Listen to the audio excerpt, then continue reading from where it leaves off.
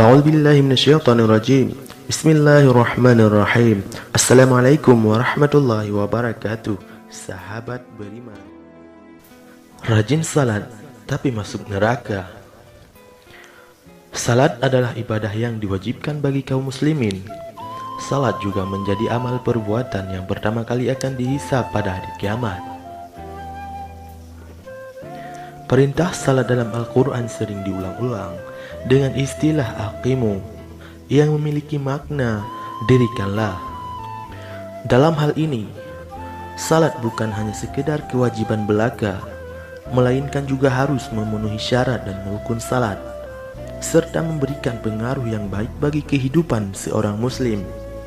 Jika seseorang rajin salat, namun tidak mampu memberikan pengaruh yang baik bagi kehidupannya, maka hal itu bisa menjadi sebuah kerugian.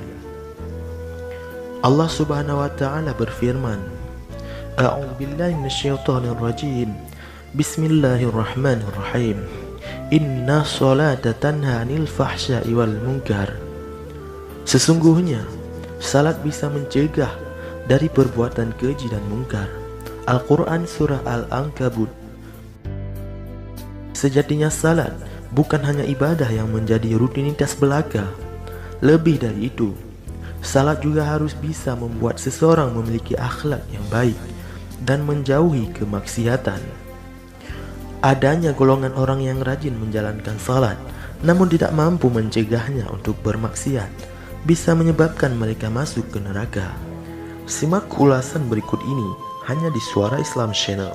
Tapi sebelum lanjut, jangan lupa menekan tombol subscribe, like, dan lonceng notifikasi untuk mendukung channel kami agar selalu menyiarkan syiar Islam. A'udzu billahi minasyaitonir rajim. Bismillahirrahmanirrahim. Golongan orang yang rajin salat tapi suka berdusta.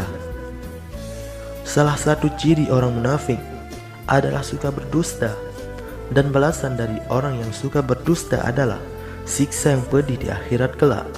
Sehingga ketika seseorang rajin salat namun dia tetap saja suka berdusta dan tidak segera bertaubat dengan perbuatannya tersebut, maka nerakalah balasannya. Rasulullah SAW bersabda, sesungguhnya kejujuran menunjukkan kepada perbuatan baik, dan perbuatan baik menunjukkan kepada surga. Dan sesungguhnya seseorang yang membiasakan jujur, ia akan dicatat di sisi Allah sebagai orang jujur. Dan sesungguhnya dusta menunjukkan kepada perbuatan dosa, dan perbuatan dosa menunjukkan kepada neraka. Dan seseorang yang bisa berdusta, ia akan dicatat di sisi Allah sebagai pendusta. Riwayat Bukhari dan Muslim.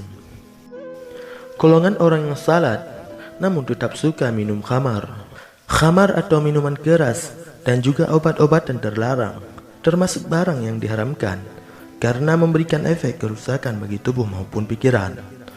Allah Subhanahu wa Ta'ala berfirman, hai orang-orang yang beriman, sesungguhnya meminum khamar, berjudi, berkorban untuk berhala, mengundi nasib dengan anak panah adalah termasuk perbuatan syaitan.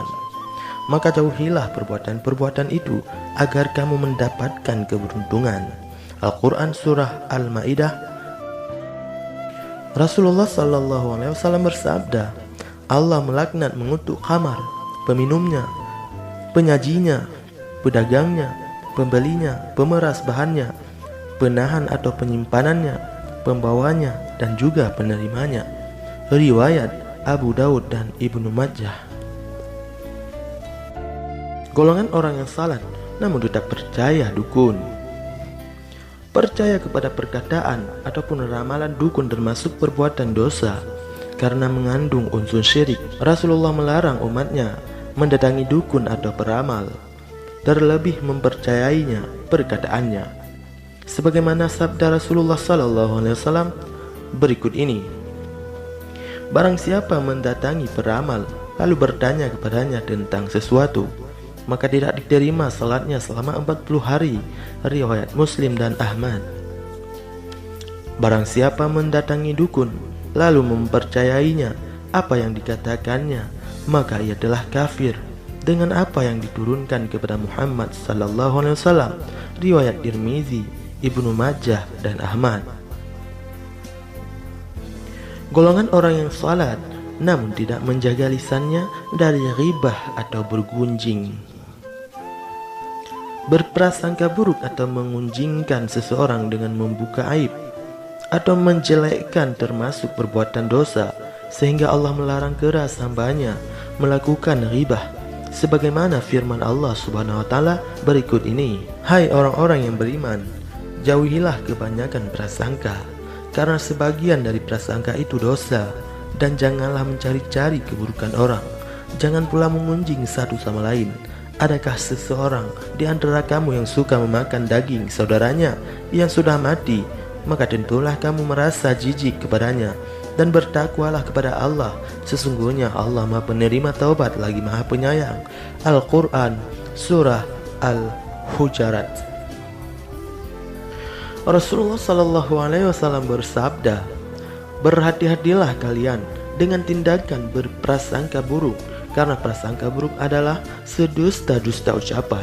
Dan janganlah kalian saling mencari berita kejelekan orang lain, saling memata-matai, saling mendengki, saling membelah. Jadilah kalian hamba-hamba Allah yang bersaudara." Riwayat Bukhari dan Muslim.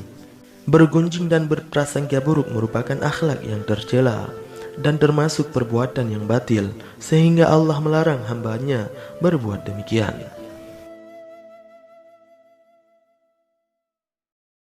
Golongan orang salat namun mengabaikan anak yatim, fakir miskin, dan orang lain yang membutuhkan.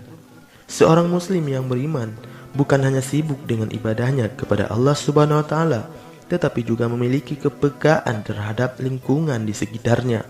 Tidak akan sempurna iman seseorang jika dia masih mengabaikan anak yatim maupun kaum miskin dan orang-orang yang membutuhkan pertolongannya, padahal dia mampu.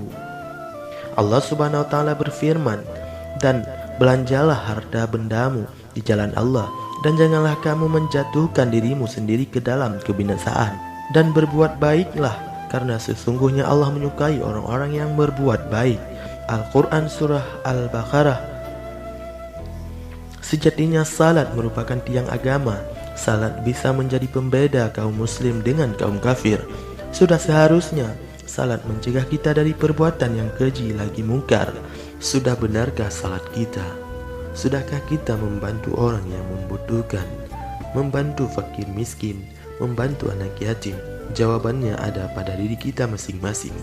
Semoga dengan ada pelajaran seperti ini, kita selalu di jalan Allah Subhanahu wa taala, selalu istiqamah kepada kebaikan. Wallahu a'lam bissawab, wa ilaihil marji'un wal mi'ab. Wassalamualaikum warahmatullahi wabarakatuh.